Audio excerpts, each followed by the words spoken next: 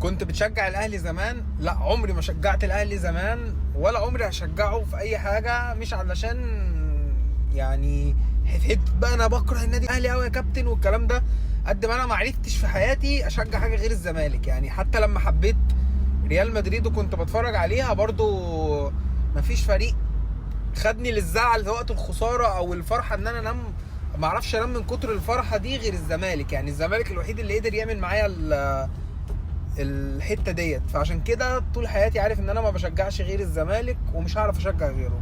هل فعلا الزمالك شبه فلس؟ لا، هو الزمالك مش شبه فلس، لان هو الزمالك طول عمره اصلا مفلس فعلا. ده حقيقي. الزمالك طول عمره مفلس، ما فيش حاجه اسمها هل الزمالك فلس ولا لا. اما بقى اللي جاي قدام، يعني ان شاء الله الازمات تتحل وان شاء الله كل حاجه تبقى كويسه. بس برضو مش هنكون زي ما قلت لك في الاستوريات اللي قبل كده، برضو مش هتوصل لحته ان انت بقى ما عندكش مشاكل دي. يعني مش هتصحى تلاقي النادي الزمالك وقف النشاط الرياضي والكلام ده. مفيش حاجه اسمها الكلام ده، كل الكلام ده هبل يعني.